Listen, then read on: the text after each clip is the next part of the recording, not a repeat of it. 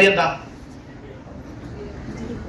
Paint promote ചെയ്യണമെങ്കിൽ പെയിന്റിനെ പറ്റി പഠിക്കണം, ന്യൂട്രിചാർജ് പ്രൊമോട്ട് ചെയ്യണമെങ്കിൽ ന്യൂട്രിചാർജ് പഠിക്കണം, കീസോൾ കോസ്മെറ്റിക്സ് പ്രൊമോട്ട് ചെയ്യണമെങ്കിൽ കോസ്മെറ്റിക്സ് പഠിക്കണം, എഗ്രികൾച്ചർ ഓർഗാനിക് ഫാമിംഗ് പ്രൊമോട്ട് ചെയ്യണമെങ്കിൽ അത് പഠിക്കണം.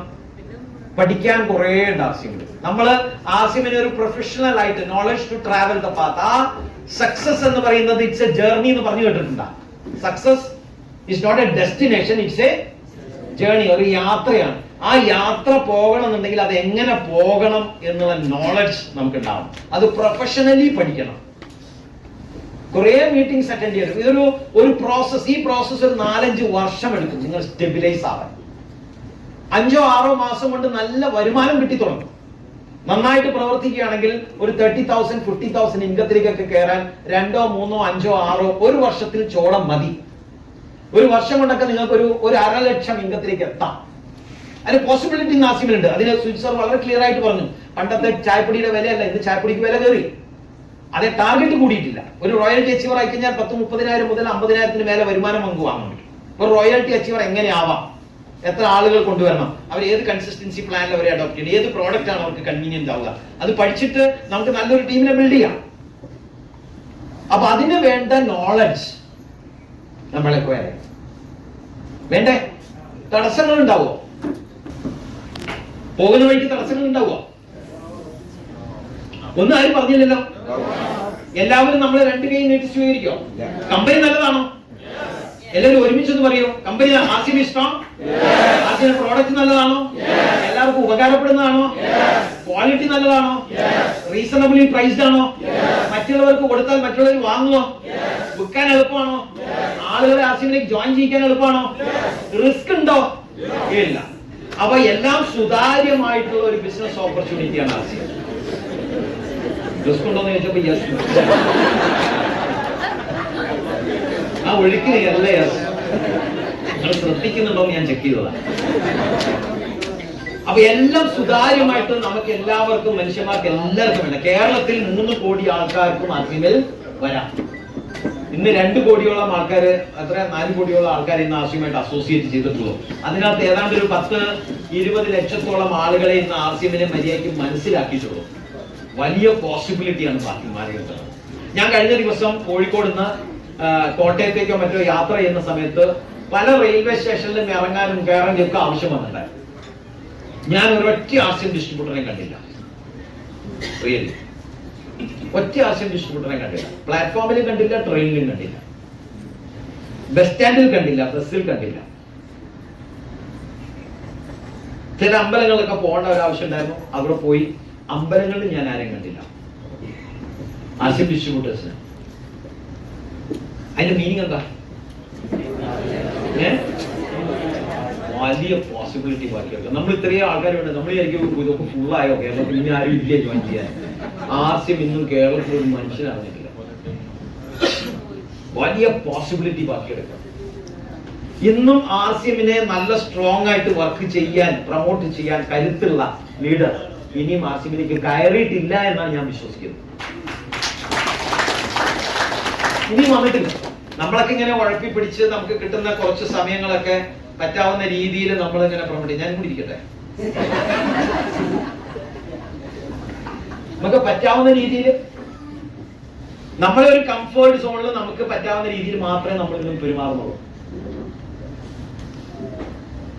കോഴിക്കോട് ഉള്ള ആൾക്കാർ കോഴിക്കോടും, മലപ്പുറത്തുള്ളവർ മലപ്പുറവും, കണ്ണൂരുള്ളവർ കണ്ണൂരും ഒക്കെ ആയിട്ട് അങ്ങനെ ലിമിറ്റഡ് ആയിട്ട് കുറച്ച് പറ്റുന്ന ചിലപ്പോൾ ഒന്നവിടേക്ക് ഒന്ന് കറങ്ങി പോരുന്നല്ലാതെ നമ്മൾ ആ കംഫേർട്ട് സോൺ ഇന്നും വിട്ടു നമ്മൾ ഓടാൻ റെഡി ആയിട്ടില്ല എന്നാണ് എനിക്ക് തോന്നുന്നത്. നമ്മൾക്ക് ഓടാൻ പറ്റുന്നുണ്ടെങ്കിൽ, കുറച്ചും കൂടി ഒന്ന് ഇറങ്ങി പ്രവർത്തിക്കാൻ തയ്യാറാണെങ്കിൽ വലിയ ഒരു ജനസമൂഹം നമ്മളെ കൂടെ അസോസിയേറ്റ് ചെയ്യാൻ തയ്യാറായിട്ട് പുറത്തുണ്ട്. അവർക്ക് ആർസിഎം അറിയില്ല. ആർസിഎമ്മിൽ വന്ന ആൾക്കാർ കേരളത്തിൽ കുറവും, വരാനുള്ള ആൾക്കാരുടെ എണ്ണം കൂടുതലാണ്. ആർസിഎം ആവശ്യമുള്ള ആളുകളുടെ എണ്ണം പുറത്ത് കൂടുതലാണ്. ആർസിഎമ്മിനുള്ളിൽ കുറവാണ്, പുറത്താ കൂടുതൽ. അവർക്കറിയില്ല ഇതിന്റെ ഓപ്പർച്യൂണിറ്റി. അവർക്ക് പറഞ്ഞ് ആര് മനസ്സിലാക്കി കൊടുക്കുമോ? സുജിത് സാറിനെ വരെ ഓവർടേക്ക് ചെയ്ത് മുന്നോട്ട് കയറി പോകാൻ ഉള്ള അവസരം ഇത് കേരളത്തിലുണ്ട്. ഒരു സ്റ്റാർ റൂബി ലെവലിലേക്കും ഒരു സഫയർ, മൂർത്തി സാറിന്റെ ഒക്കെ സഫയർ ലെവലിലേക്കൊക്കെ വരാൻ പോസിബിൾ കേരളത്തിലുണ്ട്. ഇന്നും കേരളത്തിൽ നമ്മൾ ആർസിഎം എവിടെ എത്തിച്ചിട്ടില്ല. ഔട്ട്ലെറ്റുകൾ ധാരാളം ആവശ്യമാണ് ഇനിയും. ആർസിഎമ്മിൽ. കാരണം പ്രോഡക്റ്റുകൾ 10-20 കിലോമീറ്റർ ഒന്നും യാത്ര ചെയ്ത ആളുകളും വന്ന് വാങ്ങൂല. നമ്മൾ കുറച്ചും കൂടി അഗ്രസീവായിട്ട് എത്തിക്കലി നല്ല രീതിയിൽ വർക്ക് ചെയ്യാൻ തയ്യാറാണ്. പ്രശ്നങ്ങൾ എന്തായാലും ഉണ്ടാവും. അപ്ലൈനിന്റെ പ്രശ്നങ്ങൾ ഉണ്ടാവും, ഡൗൺലൈനിന്റെ പ്രശ്നങ്ങളും ഉണ്ടാവും. പ്രശ്നങ്ങൾ എന്തായാലും നമുക്ക് മാറ്റി വെക്കാൻ പറ്റില്ല. ഒരു കഴുതേന്റെ കഥ അറിയില്ല. ഒരു കഴുത പണ്ട് നടന്നു പോകുന്ന സമയത്ത് ഒരു കുഴിയിൽ വീണു. ചോദിച്ചാൽ വീണ്ടും ഒരു കുഴിയിൽ വീണു കഴുത. ഇതിനെ എങ്ങനെ പൊക്കാൻ നോക്കിയിട്ട് കഴുത പടഞ്ഞ് അതിനകത്ത് ഇറങ്ങാൻ പറ്റുന്നില്ല. ഒരു വല്ലാത്തൊരു കുഴി. അവസാനം പറഞ്ഞു എന്തായാലും ഇനിയിപ്പോ കേറുന്നില്ലല്ലോ, ആ മണ്ണിട്ട് മൂടിയേക്കാൻ പറഞ്ഞു. കേറുന്നില്ലല്ലോ, ആ മണ്ണിട്ട് മൂടിയേക്കാൻ പറഞ്ഞു. 2 പണിക്കാരെ വിട്ട്, പണിക്കാര് മണ്ണെടുത്തിട്ട് കുഴി മൂടി വന്നപ്പോ കുറച്ച് കഴുത പുറത്തിറങ്ങി വന്നു. കഴുത എന്ത് ചെയ്തു?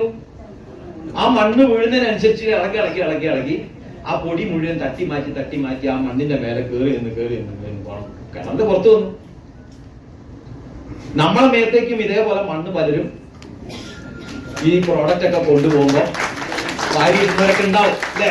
ചിലപ്പോ ഈ മീറ്റിംഗ് ഹാളിൽ തന്നെ ഉണ്ടാവും. ചിലപ്പോ ഇവിടെ ഇറങ്ങി പോകുമ്പോ തന്നെ പറയും ഞാനൊക്കെ വേറെ പരിപാടി ഒന്നുമില്ല. അങ്ങനെ മണ്ണൊക്കെ വാരി കിട്ടുന്നു വരും. അപ്പൊ നമ്മൾ എന്ത് ചെയ്യണം? ഒന്ന് കുടഞ്ഞേക്കുക. നമുക്ക് വേണ്ടി ഇഷ്ടം പോലെ ആളുകളല്ല ജനിച്ചുകൊണ്ടിരിക്കുന്നത്. ഇന്ത്യയിൽ ജനിക്കുന്ന അത്ര ആളുകൾ ലോകത്തിൽ വേറെ എവിടെയും ജനിക്കുന്നില്ല. അത്രയും പോപ്പുലേഷൻ. നമുക്ക് വേറെ ഒന്നിനും സമയമില്ലെങ്കിലും പോപ്പുലേഷൻ ഇഷ്ടം പോലെ കയറുന്നുണ്ട്. അതുകൊണ്ട് നമ്മൾ ഒരിക്കലും ടെൻഷൻ അടിക്കേണ്ട ആവശ്യമില്ല. ഇവിടെ ആള് കുറഞ്ഞു പോവുക, ആളില്ലാണ്ടായി പോവുക, അത് ഇഷ്ടം പോലെ പ്രൊഡക്ഷൻ ആക്കുന്നത്. വേറെ പ്രൊഡക്ഷൻ യൂണിറ്റ് ഒന്നും ഇല്ലാന്നേ ഉള്ളൂ. ആളുകൾ ഇഷ്ടം പോലെ ഉണ്ട്, പോപ്പുലേഷൻ ഇങ്ങനെ കയറുന്നുണ്ട്. അതുകൊണ്ട് നമുക്ക് 1, 2, 10, 100 പേര് വേണ്ടാന്ന് പറഞ്ഞാൽ ഇഷ്ടം പോലെ ആൾക്കാർ ഇപ്പുറത്ത് ഇങ്ങനെ ക്യൂ നിൽക്കുകയാണ് കേൾക്കാൻ വേണ്ടിട്ട്.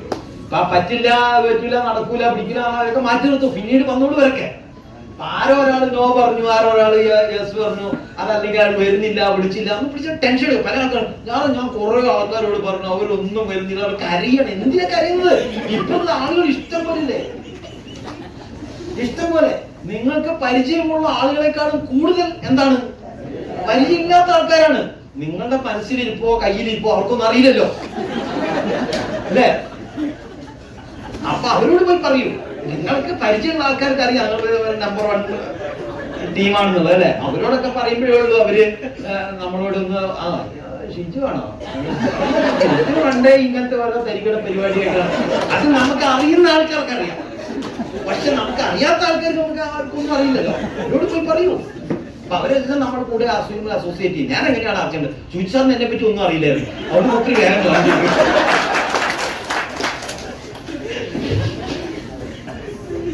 റൈറ്റ്, റെഡി അല്ലേ? അപ്പൊ എല്ലാവരോടും പറയാം, നമ്മളെ പ്രോഡക്റ്റുകൾ കാണിച്ചു കൊടുക്കുക, പരിചയപ്പെടുത്തുക. ആവശ്യം വലിയൊരു അവസരമാണ്. ഇഷ്ടംപോലെ ആളുകൾ പുറത്ത് കാത്തു നിൽക്കുന്നുണ്ട്. നിങ്ങൾ ജോയിൻ ചെയ്താലും ജോയിൻ ചെയ്തിട്ടില്ലെങ്കിലും, ആർസിഎം പ്രവർത്തിച്ചാലും പ്രവർത്തിച്ചില്ലെങ്കിലും ആർസിഎം ഇനിയും മുന്നോട്ട് പോയിക്കൊണ്ടിരിക്കും. ഞാൻ ഒരാൾ ആർസിഎമ്മിൽ വന്നില്ല, ഞാൻ ഒരാൾ ആർസിഎമ്മിൽ പെർഫോം ചെയ്തില്ല എന്ന് വിചാരിച്ചിട്ട് ആർസിഎം നിൽക്കാനൊന്നും പോകുന്നില്ല. ഗവൺമെന്റ് സപ്പോർട്ട് ചെയ്തു, ഗവൺമെന്റിന്റെ ഗൈഡ് ലൈൻസ് വന്നു. യൂണിവേഴ്സിറ്റികളിൽ നിന്നും പിള്ളേര് നല്ല പടപ്പം പിള്ളേർ ഇപ്പൊ പഠിച്ചിങ്ങോട്ട് ഇറങ്ങും. ഞാനിങ്ങനെ ചൊറിഞ്ഞു പിടിച്ച് വീട്ടിൽ ഇങ്ങനെ ഇരുന്ന് ഞാൻ ഇറങ്ങിയില്ലെങ്കിൽ ആർസിഎം ഒന്നും നടക്കില്ല എന്ന് വിചാരിച്ചാൽ അതൊക്കെ വെറുതെ തോന്നുന്ന തോന്നലുകൾ മാത്രമാണ്. വരും കാലങ്ങളിൽ ആർസിഎം വീണ്ടും പല മടങ്ങ് വർദ്ധിക്കും. ഇന്ത്യയിൽ മാത്രമല്ല, ഇന്റർനാഷണലി ബിസിനസ് ഡെവലപ്പ് ആക്കാൻ പോവാണ്. ഇന്ത്യ വിട്ട് പല നാടുകളിലേക്ക് പോവാണ്. റൈറ്റ്. അപ്പോൾ ഇതിനോടൊപ്പം ആ സിസ്റ്റത്തിനോടൊപ്പം നമ്മൾ തുടങ്ങിയ സമയത്ത് തന്നെ സാർ പറഞ്ഞിട്ടുണ്ടായിരുന്നു, ബി വിത്ത് ദ സിസ്റ്റം. ആ ഒഴുക്കിനോടൊപ്പം നിൽക്കണം. ആ ഒഴുക്കിനോടൊപ്പം നിന്നാൽ നമ്മൾ ആ ഒഴുക്കിനനുസരിച്ച് അങ്ങനെ ഒഴുകി പോകാം. നമ്മൾ ഒഴുക്കിൽ നിന്ന് മാറി നിന്ന് ഞാൻ ബുദ്ധിമാനാണെന്ന് പറഞ്ഞ് മാറി നിന്നാൽ നിങ്ങളൊരു സ്റ്റാഗ്നന്റ് വെള്ളമായിരിക്കും. അതിനകത്ത് കൊതുക് വളരുന്നല്ലാതെ വേറെ പ്രത്യേകിച്ച് കാര്യമൊന്നും ഉണ്ടെന്ന് എനിക്ക് തോന്നുന്നില്ല. ജീവിതത്തിൽ വിജയിക്കണം എന്നുണ്ടെങ്കിൽ ആവശ്യം ഒരു ഓപ്പർച്യൂണിറ്റി ആയിട്ട് കാണുക. നമുക്ക് ഒരുമിച്ച് പ്രവർത്തിക്കാം. വലിയ ഓപ്പർച്യൂണിറ്റി കേരളത്തിൽ മാത്രമല്ല, കംപ്ലീറ്റ് ഇന്ത്യയിൽ വിശാലമായിട്ട് ഓപ്പൺ ആയിട്ട് കിടക്കുന്നു. ഇഷ്ടം പോലെ പ്രൊഡക്റ്റുകൾ, വളരെ റീസണബിൾ ആയിട്ട് ക്വാളിറ്റിയുള്ള പ്രൊഡക്റ്റുകൾ ആർസിഎമ്മിലുണ്ട്. നിങ്ങൾക്ക് ഇഷ്ടമുള്ള റേഞ്ച് ഓഫ് പ്രൊഡക്ട്സ് സെലക്ട് ചെയ്ത് ഇഷ്ടമുള്ള ആളുകളുടെ കൂട്ടത്തിൽ ഇഷ്ടം പോലെ വർക്ക് ചെയ്യാൻ അവസരമുണ്ട്. എല്ലാവരും ജീവിതത്തിൽ സക്സസ്ഫുൾ ആവട്ടെ എന്ന് മാത്രം ആത്മാർത്ഥമായിട്ട് ആഗ്രഹിക്കുന്നു. നിങ്ങൾ എല്ലാവരും നമ്പർ 1 ആണ്. കേരളം എന്നും നമ്പർ 1 ആണ്.